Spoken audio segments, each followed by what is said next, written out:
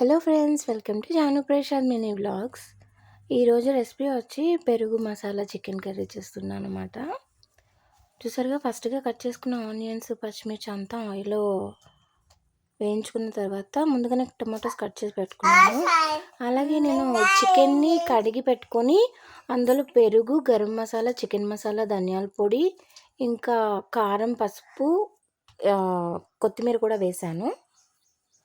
దాన్ని ముందుగానే పక్కన పెట్టుకున్నాను. ఇప్పుడు ప్యాన్ పెట్టుకుని అందులో ఆయిల్ వేసి పచ్చిమిర్చి, ఆనియన్స్ ఇవంతా వేయించిన తర్వాత అందులో కొంచెం పసుపు కూడా యాడ్ చేశాను.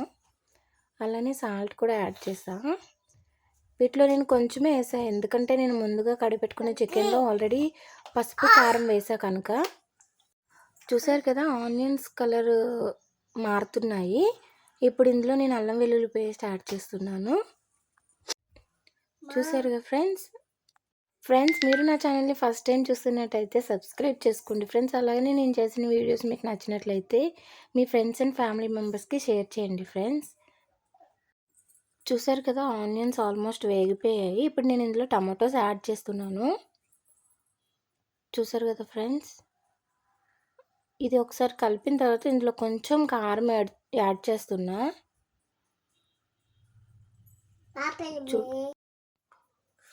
చూసారు కదా ఫ్రెండ్స్, కారం కూడా యాడ్ చేశాను.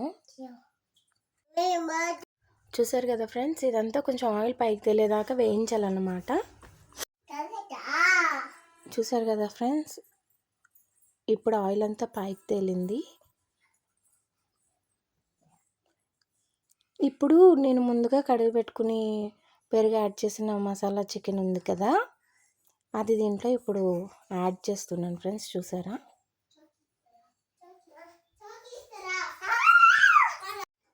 ఇది ఒకసారి అంతా బాగా కలపాలి. ఇది కూడా ఆల్మోస్ట్ ఆయిల్ అంతా పైకి తేలిన తర్వాత దీంట్లో చికెన్ మసాలా, గరం మసాలా, ధనియాల పొడి, ఇప్పుడు అన్ని మసాలాలు దీంట్లో యాడ్ చేస్తున్నాను ఫ్రెండ్స్. చూడండి, చూసారు